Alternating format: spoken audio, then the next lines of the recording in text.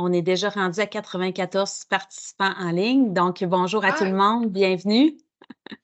Donc, moi, c'est Mélanie Jacques, je suis la responsable du comité des communications au conseil multidisciplinaire. Donc, cette année, dans le cadre de notre mandat reconnaissance des membres, on a décidé de vous organiser des petits midis-conférences comme ça. Donc, c'est le deuxième ce midi. En janvier, on avait eu avec une kinésiologue. Et aujourd'hui, c'est Geneviève Primo, qui est neuropsychologue à la DPDAR, qui va nous faire une présentation. Donc, le mois de février est le mois des psychologues, neuropsychologues. Là, je vais juste demander aux gens de fermer leur micro. On entend toutes sortes de petits sons, donc si vous voulez bien tous vous fermer vos micros. Donc, merci à vous autres d'être là. Évidemment, la présentation de Madame Primo va tous nous donner le goût d'avoir des neuropsychologues dans nos équipes. Alors, c'est certain que c'est ni le conseil multidisciplinaire, ni Madame Primo qui va pouvoir faire en sorte que ça arrive aujourd'hui. Donc, si jamais vous avez des préoccupations, questions en lien avec plus qui est dans votre équipe de travail, on va vous référer à vos gestionnaires. Sinon, pour toute autre question, là, vous pouvez écrire vos questions dans le chat. Et il va y avoir une période de questions à la fin de la présentation aussi. Et on pourra revenir aussi pour le bottin des expertises à la fin de la présentation. Je vous en parlerai là, quelques secondes. Dans le fond, ce qui fait qu'on a invité Mme Primo à faire une présentation, c'est qu'elle fait partie du bottin des expertises, mais on s'en parle à la fin. Donc, Mme Primo, je vous laisse la parole.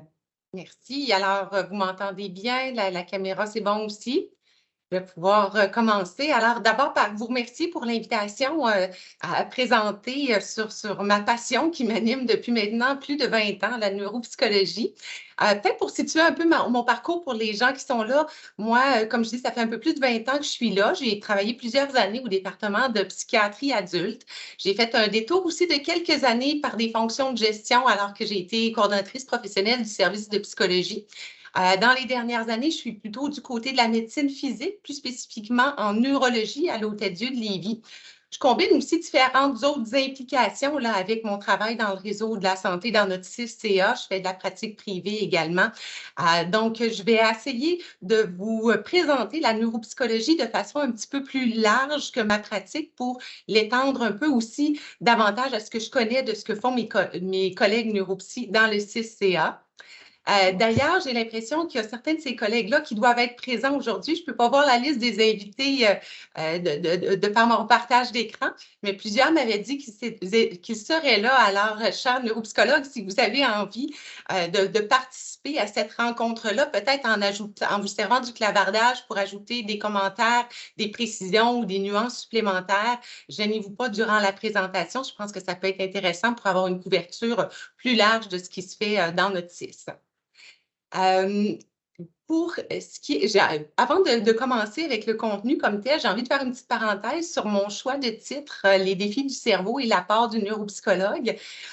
J'ai choisi ce titre-là parce que, à mon sens, dans ma perspective, les défis du cerveau, c'est le travail de tout un chacun, technicien professionnel que vous êtes, d'avoir à dealer avec la résultante que peuvent avoir certains défis que les patients rencontrent, les répercussions que ça peut avoir, par exemple, sur leur motricité, sur leur langage, sur leurs habiletés relationnelles.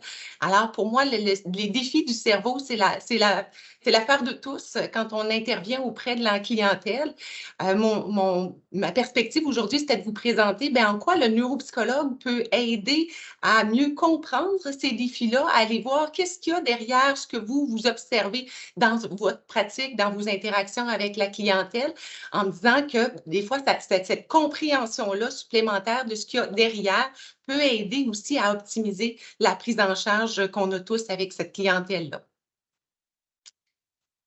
Donc, j'y vais avec le plan de ma présentation. Un mini survol de l'évolution de la science comme telle, la neuropsychologie. Ensuite, je vais vous parler comment on devient neuropsychologue, où ils sont les neuropsychologues dans notre CIS, qu'est-ce qu'on fait au juste. Et j'ai préparé des petits exemples de cas assez typiques pour illustrer de façon un peu plus concrète qu'est-ce qu'on fait. Donc, si on retourne aux origines de la neuropsychologie, il y a 2 cas qui ont marqué l'histoire tout particulièrement. Le monsieur que vous voyez ici dans le cadre s'appelle Phineas Gage et c'est un nom qu'on entend beaucoup dans notre formation initialement en neuropsychologie parce que ça a été un des premiers cas à être étudié. Monsieur Gage était un monsieur tout à fait adéquat qui fonctionnait très bien jusqu'au jour où il y a eu un accident en construisant un chemin de fer. Il y a eu une explosion qui a fait en sorte qu'il y a une barre de métal qui est venue transpercer son cerveau. Monsieur Gage a survécu avec très peu de séquelles motrices et sensorielles et neurologiques. Par contre, il a présenté d'importants changements au niveau du comportement suite à cet accident-là. Donc, c'est devenu une espèce de cas assez, une espèce de cas qui est venu mettre en évidence qu'on pouvait peut-être faire des liens avec certaines régions du cerveau et certaines fonctions de notre cerveau. Dans ce cas-ci, la personnalité, les changements de personnalité. Donc, ça a été un cas très marquant et beaucoup étudié par les balbutiements de la médecine à cette époque-là. On est quand même au 19e siècle avec l'histoire de M. Gage. Il y a un cas un peu plus récent, dans les années 30-40, qui est l'autre monsieur que je vous présente, qui s'appelle Henri Molaison, qui était connu sous le nom de HM, qui est aussi un cas qui a marqué beaucoup l'évolution de la neurologie et l'apparition de la neuropsychologie comme telle en tant que discipline distincte. Monsieur H.M. avait débuté l'épilepsie en bas âge et c'est devenu très réfractaire. Et à l'époque, ce qu'on a voulu faire pour lui, ça a été d'enlever le foyer épileptique dans son cerveau pour calmer cette épilepsie-là qui était si problématique.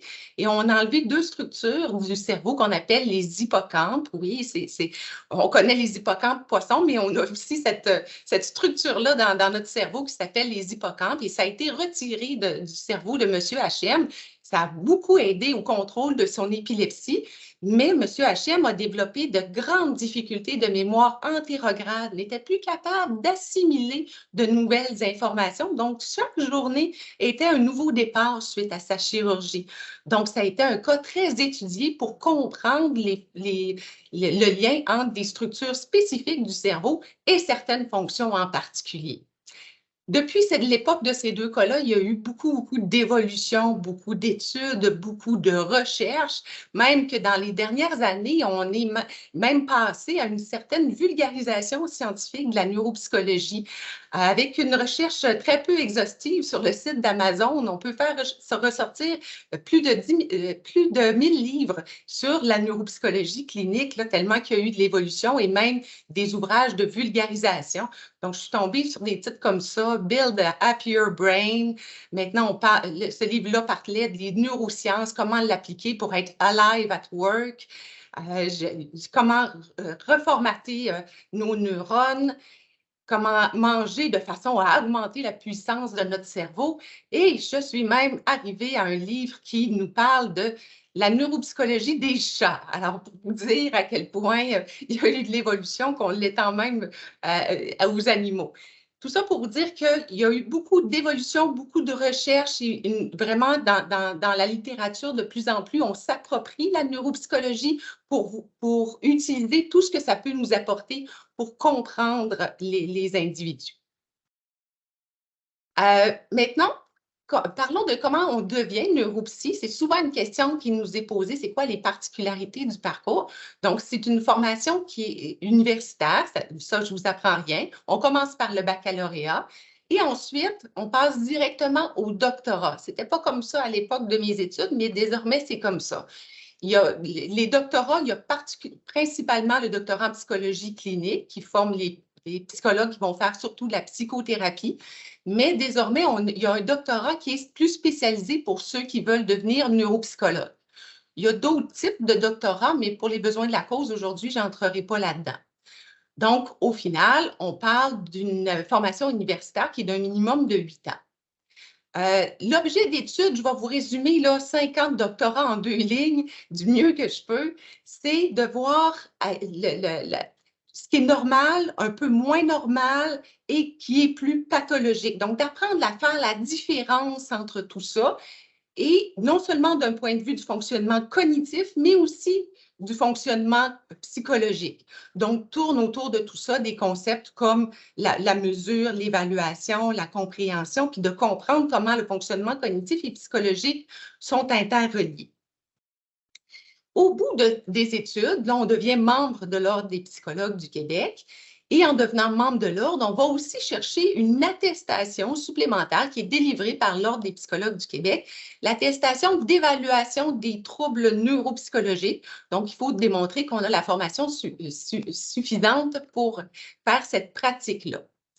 Ça, cette attestation-là, ça vient de la loi 21 qui est venue définir les champs de compétences en santé mentale, loi qui a été mise en application il y a une dizaine d'années maintenant, qui était surtout venue légiférer autour du concept de la psychothérapie, hein, de sorte que maintenant, ça prend un permis pour pratiquer la psychothérapie. Mais dans cette loi-là, il y avait aussi une allusion aux troubles neuropsychologiques et à venir réserver l'acte de l'évaluation des troubles neuropsychologiques au seul détenteur de l'attestation. Ce que ça veut dire, c'est que depuis cette loi-là, dans le fond, ce qui est le champ de compétences du neuropsy, de faire des liens entre le fonctionnement et le cerveau, c'est devenu un acte réservé aux neuropsychologues. Donc, par exemple, dire qu'une personne a de la difficulté à fonctionner dans ses tâches au travail à cause d'un trouble des fonctions exécutives. On est ici dans un lien entre le cerveau et le comportement de la personne et ça fait partie de ce qui est balisé par cette loi-là qui est venue définir les champs de compétences en santé mentale. Il y a plusieurs neuropsy qui, au cours de leur parcours, vont faire les choix et les stages qui s'imposent et vont aussi devenir psychothérapeutes à la fin de leur parcours universitaire ou même en cours d'emploi. Cependant, ce n'est pas le cas de tous les neuropsychologues de devenir également psychothérapeutes. Donc, pour ma part, moi, je suis que neuropsychologue, je n'ai pas ce permis-là pour pratiquer la psychothérapie. C'est quelque chose qui est différent et on doit démontrer auprès de l'Ordre des psychologues qu'on a non seulement la formation initiale suffisante, mais aussi la formation continue suffisante pour continuer de se qualifier pour garder ce permis-là. Voilà pour comment on devient neuropsy. Maintenant, ils sont où les neuropsy dans notre ISIS? Selon mes calculs pas très scientifiques là, que j'ai faits à partir des listes d'employés que j'avais, il y aurait une vingtaine de neuropsy dans notre CIS-CA et environ 70 psychologues, pour vous donner un ordre de grandeur. Les neuropsychologues sont répartis dans les 4 directions cliniques ici. Il y a celle de l'oncologie que je n'ai pas nommée parce qu'il n'y a pas de poste de neuropsy officiel. Par contre, je sais qu'il y a certains services qui peuvent être offerts en neuropsychologie dans ce secteur-là quand même, mais c'est plus restreint. Donc, principalement, c'est les 4 directions qui sont nommées ici. Qu'est-ce qu'on fait au juste comme neuropsychologue quand on rencontre un patient? Bien, c'est sûr que la majeure, c'est l'évaluation. Je vais venir un petit peu plus tard à vous parler de l'intervention, mais la plupart, nos fonctions sont de procéder à l'évaluation. Je vais vous parler des étapes que ça implique auprès des patients. Donc, la première étape, c'est la révision du dossier et l'entrevue avec le patient. On a deux informations principales qu'on va chercher par ça. La première, c'est tout ce qui est facteur de risque au plan cognitif. Qu'est-ce qui peut influencer le cerveau tel que je vais le mesurer, moi, dans mon bureau? Donc, tout ce qui est, par exemple, coup à la tête, des troubles neurodéveloppementaux, même des complications à la naissance ou d'autres événements qui se sont rajoutés au cours de la vie qui pourraient être à considérer pour expliquer certaines difficultés que j'observerais dans les tests. Ensuite, l'autre élément qu'on va documenter par la révision du dossier et l'entrevue, c'est beaucoup l'histoire des réalisations. Ce que la personne a fait dans sa vie en termes d'études, en termes d'emploi, de loisirs, parce qu'on va aller voir dans quoi elle était bonne et moins bonne avant pour déterminer, bien, aujourd'hui, ce qu'on mesure, est-ce que ça représente une continuité de ce qu'elle a toujours été, comme par exemple dans les troubles neurodéveloppementaux, ou s'il y a une cassure qui impliquerait qu'il y a une condition surajoutée qui vient faire en sorte qu'il y a une détérioration de fonction qui était meilleure avant. Une fois que ceci a été fait, on s'enligne vers la psychométrie, donc qui est une étape de la démarche. Ça implique des tests papier-crayon et de plus en plus des tests informatisés également. Il y a 2 aspects plus principalement qu'on va aller documenter. Le fonctionnement cognitif, bien sûr, mémoire, attention, concentration, raisonnement, capacité visuo-spatiale, capacité perceptuelle et tout ça. Les sphères d'apprentissage aussi qui vont être mesurées. mais également le fonctionnement psychologique, bien souvent, dépendamment des mandats, ça va être plus ou moins documenté, cet aspect-là, dépendamment des équipes de travail avec qui on est et des besoins du patient. La psychométrie, typiquement, elle est assez sur mesure. Bien sûr qu'on a nos tests de choix qu'on préfère puis qu'on a tendance à mettre de façon assez courante dans notre pratique, mais typiquement, il y a aussi une individualisation, c'est-à-dire qu'on va aller chercher vraiment ce qu'on a besoin pour un patient en particulier en fonction des questions qu'on a à répondre, des éclaircissements qui sont recherchés par rapport à ce patient-là plus spécifiquement. Je vous donne un exemple. Les neuropsychologues peuvent être demandés pour documenter l'aptitude d'un patient, l'aptitude en lien avec la gestion des biens de sa personne ou l'aptitude à consentir à un soin, consentir aux soins de l'aide médicale à mourir notamment. Donc, quand on est dans le range de l'aptitude à documenter chez notre patient, bien là, on va aller choisir les tests dont on a besoin pour ce mandat-là. C'est-à-dire qu'on n'a pas nécessairement besoin de tests de QI, par exemple. On va aller plutôt voir c'est quoi sa compréhension, ses capacités de raisonnement, est-ce qu'il peut mémoriser un peu l'information, c'est son jugement. Donc, on va aller choisir les tests qu'on a besoin en lien avec les questions auxquelles on veut répondre. Suite à tout ça, il y a l'analyse qui est en 2 volets, quantitative et qualitative, et c'est à peu près 50-50. Je vous explique ici ce que je veux dire. L'analyse quantitative, c'est l'analyse des chiffres, c'est-à-dire que quand on passe un test peut nous donner plusieurs mesures. Beaucoup connaissent le test qu'on fait passer à l'écran pour les temps de réaction. Donc, c'est un test où la personne doit appuyer sur la barre d'espacement le plus rapidement possible quand elle voit des lettres qui apparaissent, sauf la lettre X. Donc, l'ordinateur, il va nous mesurer le temps de réaction. Il va aussi mesurer l'évolution du temps de réaction au fil du temps, la variabilité du temps de réaction, le nombre d'erreurs, donc ainsi de suite. Il nous sort plusieurs mesures, plusieurs chiffres qu'on va comparer à ce qu'on devrait s'attendre pour cet individu-là, considérant son âge, considérant parfois aussi son genre, parce que ça peut influencer les résultats d'être de sexe féminin ou masculin. Donc, on va aller situer la personne dans ces mesures par rapport à la moyenne des gens. Donc, on va aller voir est-ce que, par exemple, c'est plus élevé, beaucoup plus élevé ou beaucoup, beaucoup plus élevé. Puis, on a des libellés qui correspondent à ces catégories-là qu'on sert pour décrire le rendement dans les tests. Donc, légère, difficulté, modérée, sévère. On situe comme ça les chiffres qu'on obtient et qu'on décrit dans nos rapports. Ça, c'est à peu près la moitié de la démarche qu'on fait. Il y a aussi une grosse part de l'analyse qui est qualitative. Donc, une personne, qu'on sache si elle a bien ou non performé, c'est une chose, mais qu'est-ce qu'elle a fait au juste? Comment elle s'y est pris? Qu'est-ce qu'elle nous a donné au juste comme information dans sa réponse si elle est erronée? Ça peut nous amener des informations très intéressantes. Je vous donne un exemple. Il y a le test de QI qu'on utilise. Il y a des questions qui portent sur la compréhension, le raisonnement verbal. Une des questions, c'est de demander aux gens pourquoi croyez-vous que c'est important d'explorer l'espace. Donc là, on a une réponse 0 pour les gens qui disent j'en ai aucune idée, puis 2 pour ceux qui nous sortent plein d'arguments élaborés.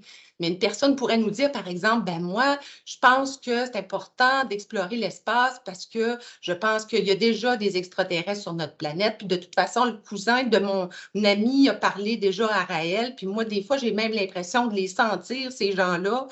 Donc, sur la planète, donc je pense qu'il faut vraiment explorer ça.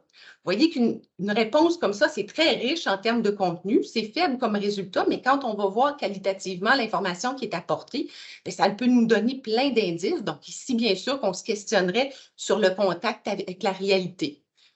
Vous aurez déduit qu'on ne fait jamais d'inférence sur une réponse ou un commentaire en particulier. C'est plutôt des indices qu'on recueille tout au long de la démarche puis qu'on va mettre ensemble qui vont venir donner du sens à nos résultats et donner des pistes d'explication et de compréhension de la problématique.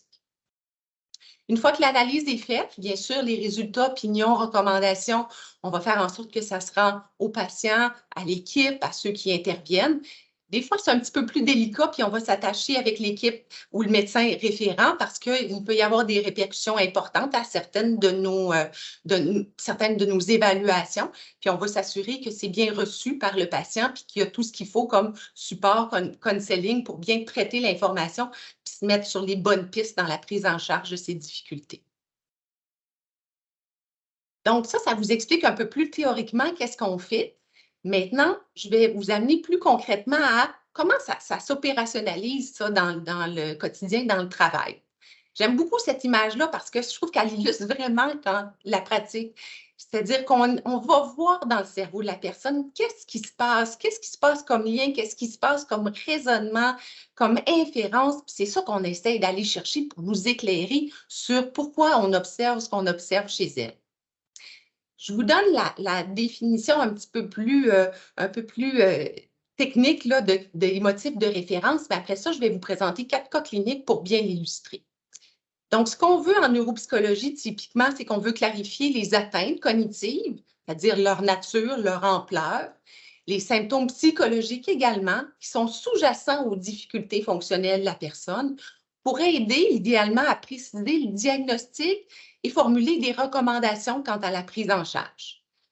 Il y a certains neuropsychologues que, eux, dans leur secteur de pratique, c'est plus directement un rôle de prise en charge qu'on leur demande d'assumer. Donc, leur contribution intègre les éléments cognitifs et psychologiques pour réaliser des interventions auprès de la clientèle.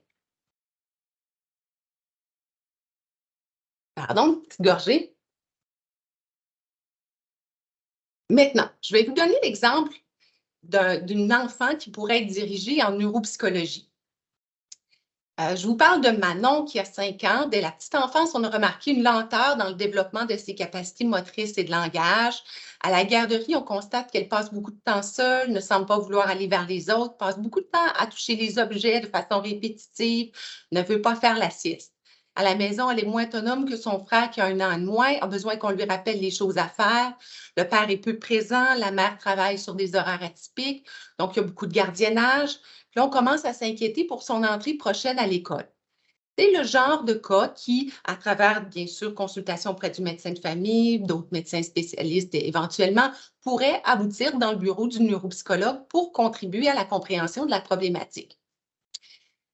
Dans un cas comme ça, on pourrait émettre l'hypothèse d'un trouble du spectre autistique, d'où l'acronyme TSA.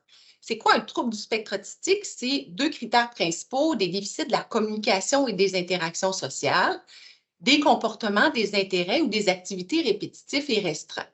Donc, à première vue, vitement, c'est une hypothèse qui est valable avec l'histoire de Manon qui ne parle pas beaucoup, qui joue toujours avec les mêmes jouets. Donc, la question pourrait se poser dans un cas comme ça. Par contre, il y a beaucoup de choses à aller vérifier avant d'en venir à un diagnostic comme celui-là et certaines vérifications, certaines mesures qui peuvent se prendre par le neuropsychologue vont aller éclairer le diagnostic différentiel.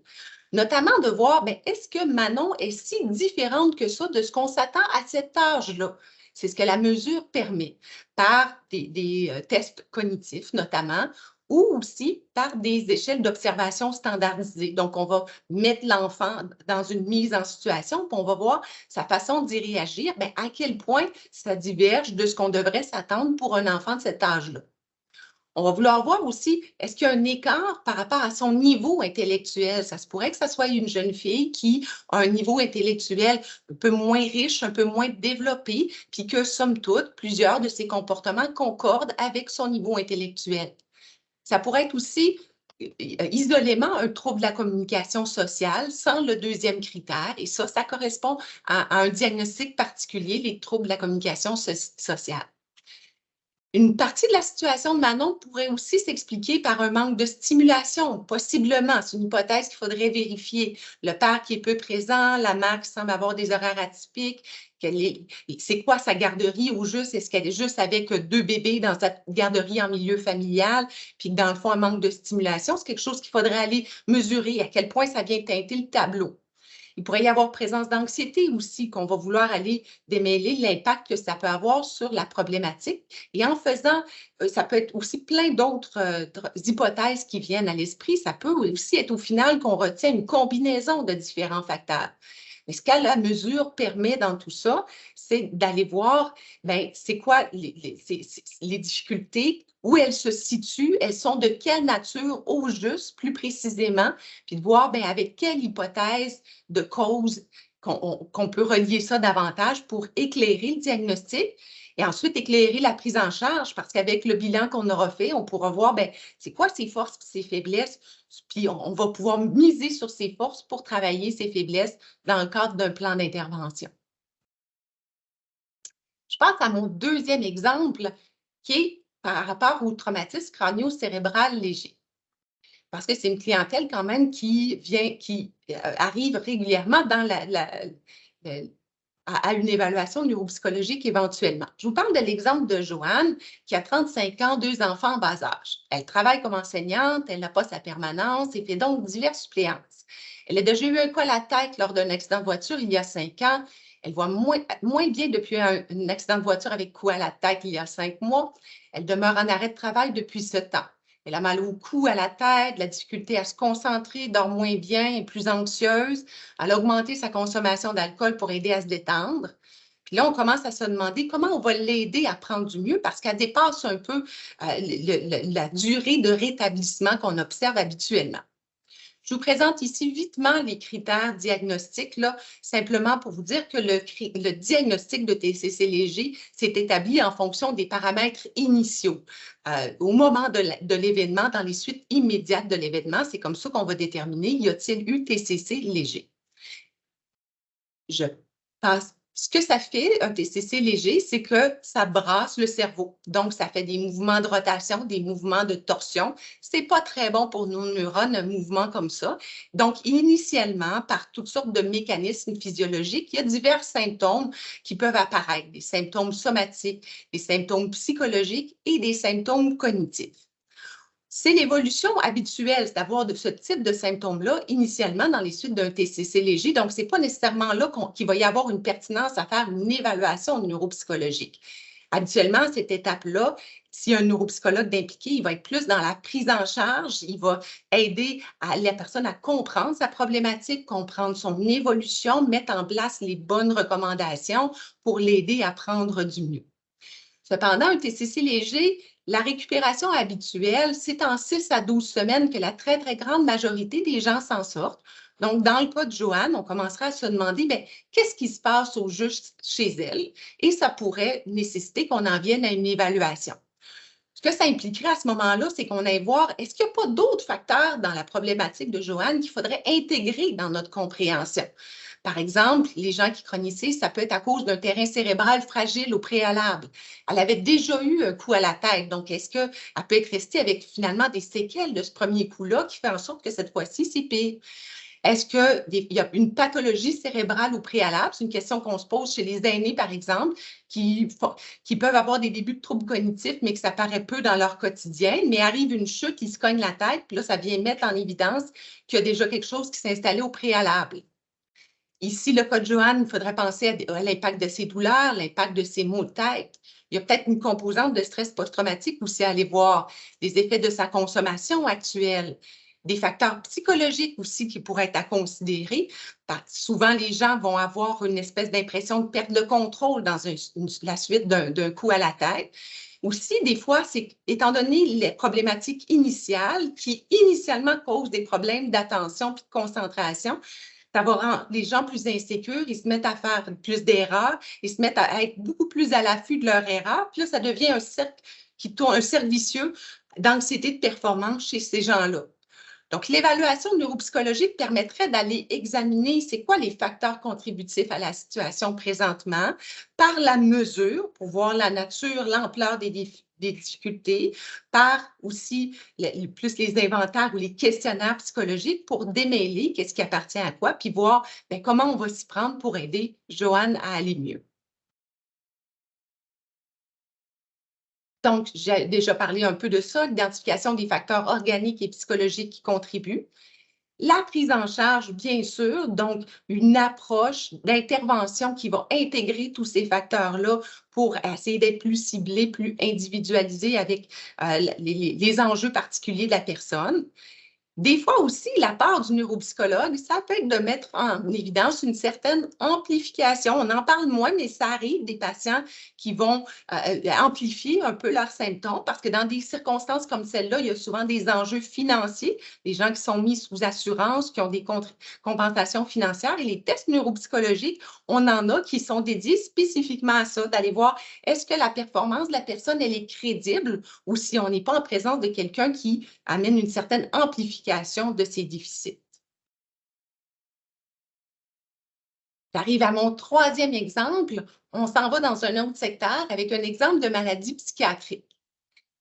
Je vous parle de Kevin. Kevin a 22 ans. Il a commencé à consommer de la drogue à l'âge de 14 ans, surtout du cannabis. Ses résultats ont diminué graduellement au secondaire jusqu'à devoir réaliser quelques cours aux adultes pour obtenir son diplôme. Il a une blonde à l'âge de 15 à 18 ans, puis elle l'a laissé. Il a mal encaissé. Les symptômes dépressifs se sont installés, accentués, la consommation également. Il s'est mis à fréquenter un voisin qui entretient diverses croyances spirituelles un peu particulières. Il passe ses journées à regarder des vidéos sur des thèmes un peu étranges avec son voisin, à consommer du cannabis. Il croit parfois communiquer avec des forces obscures et se retrouve hospitalisé parce qu'il a mis le feu dans une poubelle pour invoquer les esprits. Partons de l'histoire de Kevin pour voir comment le neuropsy pourrait peut-être aider un patient comme celui-là.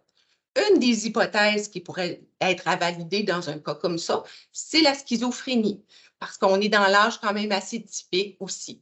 La schizophrénie, qu'est-ce que c'est? C'est 2 ou plus des symptômes qui sont énumérés ici, dont nécessairement un des 3 premiers. Donc, délire, hallucination, discours désorganisé, un comportement qui est désorganisé ou catatonique, figé, et des symptômes négatifs, diminution de l'expression affective, manque de volonté, apathie, ce genre de choses-là. La pertinence du neuropsy dans des circonstances comme celle-là, c'est notamment parce que typiquement, c'est une clientèle qui se confie peu. Ils ont une résistance à se confier. Ils ont souvent une connaissance plutôt limitée de ce qui se passe vraiment en dedans d'eux. Donc, l'utilité de la mesure, c'est notamment de les mettre dans des situations où on va provoquer certaines choses pour observer qu'est-ce qui se passe dans le cerveau de la personne. La contribution donc du neuropsychologue pourrait notamment être d'aller voir est-ce qu'on est en présence d'une désorganisation de la pensée. On a plusieurs indices dans nos tests qui peuvent faire ressortir des éléments comme celui-là, comme par exemple des réponses qu'on appelle idiosyncrasiques, c'est-à-dire des réponses très particulières, très originales chez une personne qu'on n'entend pas d'habitude, qui nous met sur des drôles de pistes. Parfois aussi, on va avoir carrément du discours étrange dans les réponses qui sont données. Des fois, on va avoir aussi des indices qu'il y a une perturbation dans le cours de la pensée, dans l'enchaînement des pensées de la personne. Par exemple, la pensée tangentielle, un individu qui passe d'une idée à l'autre puis qu'on ne suit pas bien. Des fois, ça devient même décousu. Des fois, il y a du coq à l'âne. On voit que la personne a complètement changé de sujet sans nous mettre en contexte. Des fois, ils vont même inventer des mots, ce qu'on appelle des néologismes. Donc, c'est toutes sortes d'éléments, d'indices qu'on peut recueillir à travers les tests qu'on fait passer pour aller voir est-ce qu'il y a une perturbation, une désorganisation de la pensée qui nous enlignerait sur quelque chose qui pourrait être de l'ordre de la schizophrénie. Parfois, c'est plus des indicateurs de dépression qu'on va avoir dans nos tests. Par exemple, une lenteur à se mettre en branle, une lourdeur, mais quand on réussit à trouver des tests qui les intéressent davantage, ils se mettent plus en action, puis là, ils vont avoir des performances plus intéressantes. Fait que là, on voit qu'il y a vraiment des enjeux plus de motivation en arrière de tout ça. Des fois aussi, c'est les effets de la consommation qu'on va vouloir documenter. Typiquement, on va monitorer ça aussi par des réévaluations ultérieures. Donc, différents éléments qui, ici, pourraient être impliqués chez Kevin, des organisations de la pensée ou une dépression qui a mené à des symptômes psychotiques ou des effets d'une consommation importante et assidue. Donc, d'aller démêler un peu dans nos tests qu'est-ce qui appartient à quoi, d'apporter de nouvelles informations, ça peut aider à clarifier qu'est-ce qu'il en est, qu'est-ce qui se passe vraiment chez Kevin. Et une fois que ça a été fait, l'évaluation de neuropsy, ça peut être aussi pour dire, Qu'est-ce qu'on fait maintenant qu'on l'a pris en charge? On le traite par la bonne médication, le bon traitement. C'est quoi son potentiel? Comment on peut l'aider à se réhabiliter? Est-ce que, par exemple, on peut penser à certains secteurs d'études? Dans nos tests, des fois, on va pouvoir cibler des forces qui sont plus développées, puis encourager l'individu à miser là-dessus pour retourner aux études ou retourner sur le marché du travail. Donc, on documente les capacités cognitives et psychologiques de la personne à reprendre un rôle actif dans la société pour aligner bien comme il faut les objectifs et les interventions vers ces objectifs de réhabilitation-là. J'ai un dernier. Donc voilà, j'arrive maintenant à mon dernier exemple qui est sur les maladies neurodégénératives de l'aîné. Je vous présente le cas de Gaston. Gaston, il a 70 ans. Sa femme, qui a toujours assumé beaucoup la gestion des AVD, a vécu, est décédée de la COVID au début de la pandémie. Donc, il s'est retrouvé à devoir assumer seul la gestion de sa maison puisque ses enfants habitent loin. Sa voisine a constaté qu'il ne sort plus de son domicile. Elle a signalé la situation au CLSC, mais Gaston refuse les visites. Gaston se retrouve à l'hôpital parce qu'une plaie s'est infectée, puis on se rend compte que son hygiène laisse à désirer. Les Valergo met en évidence certaines difficultés. Il insiste quand même pour retourner vivre au domicile. Alors, l'équipe s'inquiète à savoir s'il saisit bien les enjeux. Est-ce qu'il est apte cognitivement à prendre la décision de retourner chez lui malgré les difficultés fonctionnelles qui sont mises en évidence? Dans un cas comme ça, ce qu'on pourrait faire comme neuropsy, c'est d'aller voir, entre autres, dans nos tests, si on a des indices d'un vieillissement cognitif qui serait anormal, qui nous mettrait sur la piste d'une maladie neurodégénérative de l'aîné, comme par exemple, est-ce qu'il va avoir des problèmes de consolidation mnésique, c'est-à-dire que même si on lui donne des indices, il y a vraiment des oublis véritables. Est-ce qu'il y a une altération de son jugement dans la résolution de problèmes? Est-ce qu'il y a une perte, une détérioration de ses connaissances historiques, linguistiques, scientifiques, culturelles? Est-ce qu'il y a un changement de sa personnalité qu'on peut mettre en évidence, par exemple, si on fait des inventaires de comportement, de personnalité? Est-ce qu'il y a une cassure par rapport à comment Gaston a toujours été dans sa vie? Est-ce qu'il y a une altération des fonctions cognitives qu'on dit instrumentales, par exemple les capacités visio-spatiales? C'est tous des éléments que je viens d'énumérer qui habituellement résistent bien au vieillissement cognitif normal de l'avancement en âge. Et donc, quand on observe des difficultés à ce niveau-là, ça nous met sur la piste qu'il y a peut-être une maladie surajoutée qui vient entraîner une détérioration plus marquée que ce qu'on pourrait expliquer seulement par l'âge. Donc, dans un cas comme ça, on ferait des tests pour aller voir si on a des indicateurs de cet ordre-là, mais l'évaluation, c'est aussi d'aller voir tous les autres facteurs potentiellement confondants dans un dossier parce que les aînés ont souvent plusieurs facteurs confondants. Un peu dans la même lignée des autres exemples de cas d'ailleurs, il y a beaucoup de choses qui peuvent expliquer qu'on en vient à observer des difficultés chez un individu. Par exemple, on pourrait se questionner, est-ce qu'il y a un syndrome d'apnée-hypopnée du sommeil? On sait que ça peut être associé à une fragilisation de certaines fonctions cognitives. Est-ce qu'il y a un diabète peut-être mal contrôlé, des hypos, des hyper à répétition? Ça vient nuire là aussi au fonctionnement. Une tension artérielle qui est mal contrôlée, les effets de la médication, on va regarder qu'est-ce qu'ils prennent, à quel moment, est-ce que ça influence le fonctionnement cognitif. Des douleurs chroniques, des deuils non résolus. Ma liste est très, très, très longue de facteurs confondants qui auraient pu être à regarder dans le dossier de Gaston pour aller voir qu'est-ce qui peut expliquer qu'on se retrouve là chez lui maintenant. Et il y a l'effet COVID aussi, parce que dans les dernières années, à cause de ce qui s'est passé dans les dernières années, l'effet du COVID et de tout ce que ça a entraîné, il y a eu des répercussions assez importantes sur plusieurs tranches de la population. On l'a beaucoup entendu parler chez les adolescents, mais aussi beaucoup chez les personnes âgées, et c'est ce qu'on observe, c'est-à-dire le fait d'avoir été plus isolés, moins stimulés, que les médias ont beaucoup nourri la crainte, les peurs. Ça a influencé aussi comment les aînés se sont comportés dans les dernières années. Des fois, ça peut être aussi des facteurs environnementaux qui en viennent à affecter une personne. Ça se répercute sur l'efficacité de son fonctionnement cognitif à ce moment-là. Donc, il faut aller bien départager qu'est-ce qui appartient à quoi, parce qu'on n'aura pas la même intervention par la suite. Donc, il y a une contribution qui peut se faire au diagnostic différentiel dans une problématique comme celle-là pour aller voir qu'est-ce qui cause quoi en fonction de qu'est-ce qu'on observe dans nos tests et en refaisant l'histoire et en discutant du fonctionnement psychologique également avec le patient, avec son entourage. Sachant ça, qu'est-ce qu'il a? Ben, ça va venir déterminer, clarifier un peu plus le pronostic de récupération peut-être même. Peut-être que c'est un paquet de facteurs réversibles qui sont présents pour expliquer le tableau actuel, puis qu'une prise en charge va permettre la récupération. Il y a différentes recommandations qui pourraient en venir à être formulées pour la prise en charge d'un monsieur comme Gaston. Donc, par exemple, peut-être d'essayer un enseignement des moyens de compensation. Typiquement, ce n'est pas nous qui faisons ça, mais on va l'inscrire dans notre rapport, dans nos recommandations.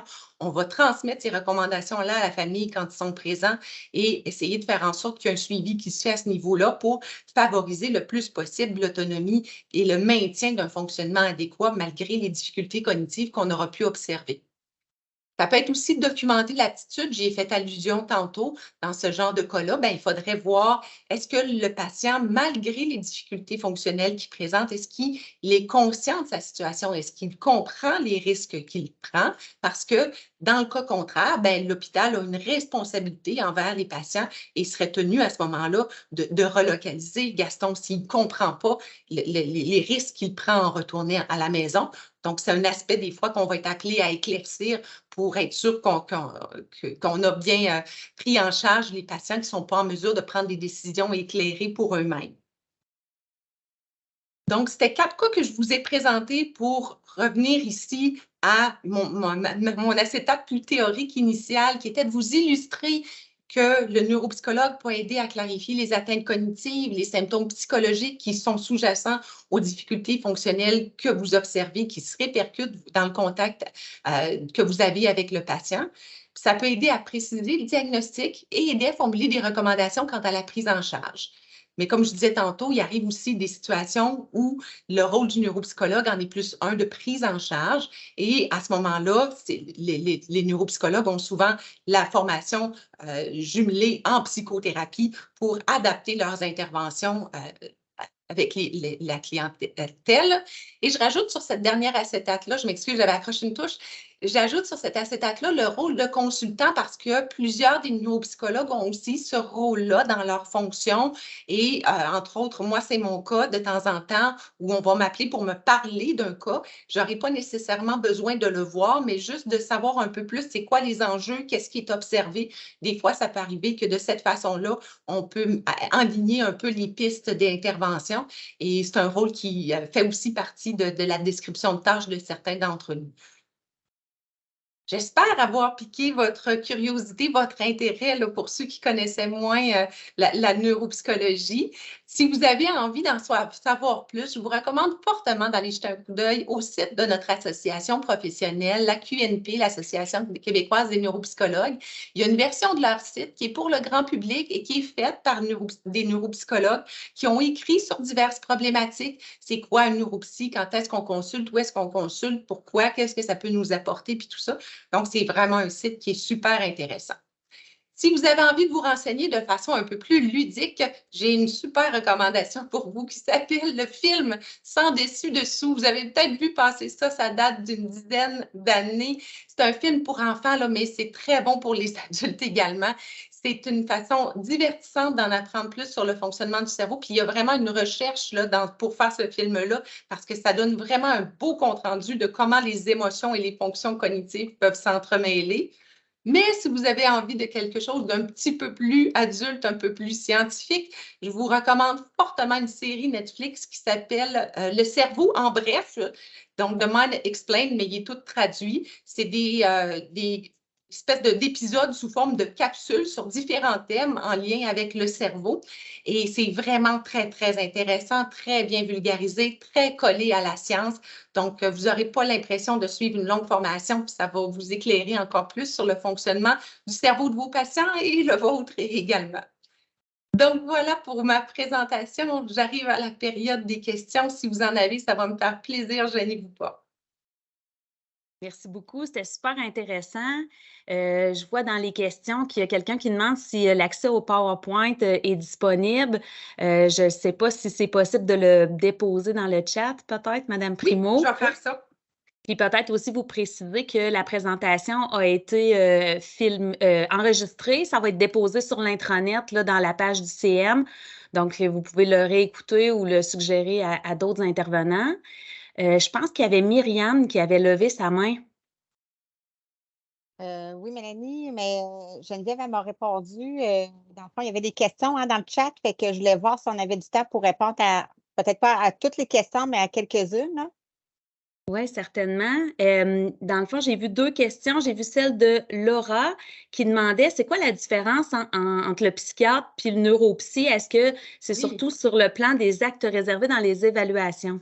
C'est différent dès le parcours à l'université parce que quand on commence en neuropsychologie, on commence par le bac en psycho, tandis que le psychiatre, lui, commence par la médecine. Donc, dès ce moment-là, il y a une différence. C'est pas la même approche, c'est pas le même angle. Le psychiatre est un médecin. Le neuropsychologue commence par la formation en psychologie, puis va approfondir du côté de la neuropsychologie. Je vous dirais que c'est par contre très complémentaire. D'ailleurs, plusieurs neuropsychologues travaillent en collaboration avec des psychiatres. L'apport est vraiment au niveau d'aller décortiquer davantage le fonctionnement cognitif, mais aussi la mesure du fonctionnement psychologique. Les psychiatres vont utiliser certains questionnaires, mais se servent principalement de leur entrevue quand on a envie d'aller chercher plus loin de la mesure au plan psychologique. Là, on va faire appel plus aux neuropsychologues. Quand je parle de mesure, c'est que nos questionnaires, ce sont rarement juste des inventaires de symptômes. C'est des questionnaires avec des statistiques. Donc, un questionnaire génère plusieurs mesures où l'on compare à la moyenne de l'échantillon normatif, la moyenne de l'échantillon de référence. Et c'est comme ça qu'on peut situer les gens. Est-il plus ou moins déprimé, plus ou moins anxieux, plus ou moins méfiant? Et c'est comme ça qu'on arrive avec des profils psychologiques. Et ça va aider le psychiatre dans sa pratique, dans ses interventions avec le patient. Super, merci beaucoup. Il y avait aussi une question de Marie-Christine qui se demandait: «Est-ce qu'on est obligé d'avoir une hypothèse de diagnostic quand on consulte un neuropsy au privé?»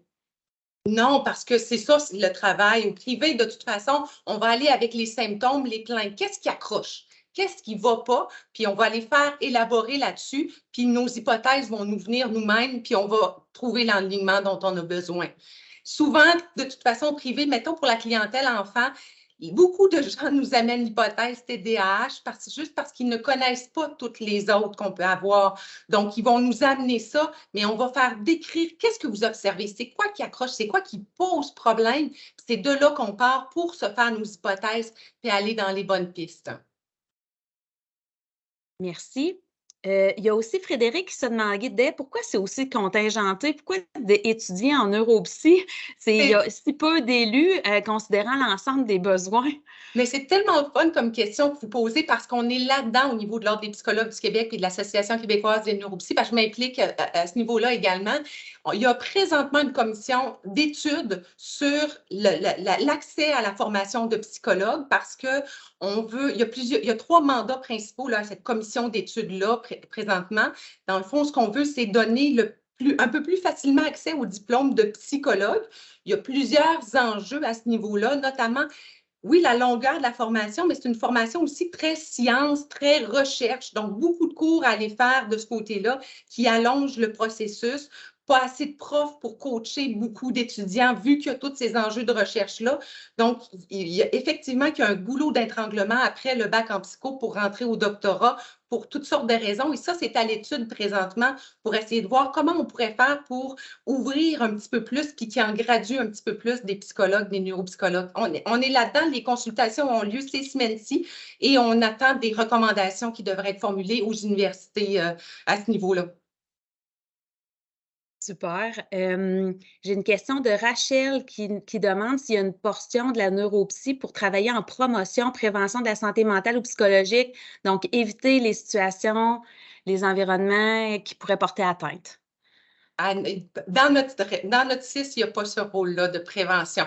Je vous dirais même qu'on a tendance à arriver beaucoup au bout de la chaîne de plein de monde qui ont été impliqués à cause de notre petit nombre aussi. Puis, c'est les cas complexes qui arrivent à nous, là. C'est les cas où il y a des choses qui ont été essayées, où il y a différentes hypothèses qui ont été émises puis réfutées. Donc, typiquement, c'est ce qui nous arrive en bout de ligne. Peut-être une dernière question, là, je vois le temps qui file. On vous avait dit qu'on finirait à 45. J'ai Nathalie qui se demande si dans la région de Thetford, on a accès aux services de neuropsy, par exemple, pour évaluer un TSA chez un adulte. Euh, la pratique d'évaluation du TSA, même pour un neuropsychologue, c'est quelque chose de plus à aller chercher. On ne le fait pas tous. D'ailleurs, moi, je ne fais pas de TSA. C'est le seul diagnostic que je ne prends pas. En fait, moi, je commence à 18 ans, puis je ne prends pas le TSA. C'est le seul diagnostic parce que c'est une formation, un approfondissement en soi. Ça, je vous place le contexte. Pour ce qui est de Thetford, ce que j'en connais, c'est que présentement, il est possible il y a un neuropsychologue à temps partiel qui fait de la psychiatrie adulte. Il ne dessert pas la neurologie, mais il dessert la psychiatrie. Mais à savoir s'il a fait des TSA, ça, je ne le sais pas. Puis, c'est un poste, une chaise qui avait été laissée vacante. Je ne suis même pas sûre s'ils ont réembauché, s'ils ont pu réembaucher. Ça a été très compliqué à ce niveau-là également. Mais il y a eu, ça a existé qu'un neuropsychologue aille faire de la psychiatrie là-bas. Je sais par contre qu'à l'HDL, mes collègues neuropsy en psychiatrie adulte font l'évaluation des TSA. Merci. Je vais laisser la dernière question à Marie-Claude Hainaut qui avait écrit dans le chat et qui a levé la main également, mais ça va vraiment être la dernière question. On t'écoute, Marie-Claude. Marc-Claude Dolbec. En fait, c'est Marc-Claude Dolbec. Ah, bien, j'ai mélangé les deux questions. Allons-y avec Marc-Claude Dolbec. Marc-Claude Dolbec, je voulais juste préciser pour la dernière question là, dont Geneviève a répondu. En fait, pour l'évaluation diagnostique TSA dans le 6, il y a quelques neuropsy qui le font là, dans les hôpitaux là, en psychiatrie comme diagnostic différentiel. Mais quand c'est ce diagnostic-là en premier lieu là, qui est suspecté, bien, on a un service via le guichet d'accès du programme d'épée d'or. Marie-Claude, peux-tu me préciser? C'est parce que moi, la notion que j'avais, c'était surtout pour l'enfance qui avait cette belle organisation-là, puis l'accès aux services, alors que la question portait sur les adultes, le TSA adulte. Bien, justement, on avait un trou de service pour les adultes. C'est ça. C'est ce service-là qui doit passer par le guichet d'accès de la DP d'or et actuellement, on fait affaire avec des services au privé. OK. Mais il y avait eu, avant la pandémie, des travaux là, qui avaient été réalisés par notre directeur avec la direction là, de la psychiatrie. Puis éventuellement, ça pourrait se faire en psychiatrie adulte, là, mais il y a une organisation, des ressources qui sont à développer. Là. Mais en attendant, c'est via le guichet d'accès de la DP d'or qu'il faut faire la demande. Merci beaucoup pour la précision. Alors, on va vous laisser là-dessus. Merci beaucoup pour la belle présentation. Oui? Je m'excuse, je veux partager le PowerPoint, mais je n'ai pas accès à la fonction, c'est bloqué. Fait que je pourrais l'envoyer puis à faire suivre si vous voulez. Attends un petit peu, Mélanie. Moi, j'aurais besoin de rajouter d'autres choses. Oui, je n'avais pas fini, mais vas-y. OK. Je pensais que tu terminais ça de même. Non. Ben non. Fait que dans le fond, on vous remercie de votre présence nombreuse. Vraiment, on est agréablement surpris là, de la quantité de participants. Vous avez déjà reçu l'invitation pour notre prochaine qui va être le 2 mars, mars étant le mois des TS. Donc, c'est l'intervention interculturelle et la réalité des travailleurs étrangers temporaires qui va être une présentation de Mélanie Boutin qui travaille en santé au travail. Je pense que ça va être super intéressant, toujours sur l'heure du midi. Donc, vous avez reçu ça dans vos courriels. On a mis le lien pour le bottin des expertises au début de la conversation. Donc, c'est un lien vers l'intranet. Donc, Geneviève fait partie du bottin des expertises. C'est une façon d'aller chercher un mentorat, un soutien via nos experts à l'intérieur du CIS, que ce soit pour une discussion de cas, une présentation. Vous allez avoir toutes les informations là, dans l'intranet. C'est très intéressant et c'est ce qui nous a généré l'idée de faire ces midi-conférences-là. Et je voulais vous mentionner aussi qu'on a 2 postes à combler pour le comité exécutif du conseil multidisciplinaire. Si jamais il y a des gens qui sont intéressés dans l'Outlook en tapant conseil multi, vous allez avoir une adresse courriel. Myriane Rousseau, qui est notre présidente, vous pouvez la contacter. N'importe quel autre membre du comité exécutif que vous connaissez. Donc, on est une belle équipe, super motivée. On travaille des dossiers intéressants. Toujours en lien avec la qualité de la pratique professionnelle. On est au fait des premières nouvelles du CIS. On a une belle écoute de notre direction générale. Donc, c'est super intéressant, nos travaux. C'est à peu près une journée de réunion par mois avec des lectures avec ça, mais on pourra vous en parler plus en détail. S'il y en a qui sont intéressés, gênez-vous pas à nous faire signe. Donc, Myriam, est-ce que tu veux ajouter des choses ou c'est ça que tu voulais ajouter? Super. Donc, ben, merci encore, Geneviève. C'était très apprécié. Il y a plein de beaux commentaires dans le chat. Tu iras revoir ça. Donc, merci à tous de votre présence. Puis, on se revoit le 2 mars. Merci beaucoup. Oui.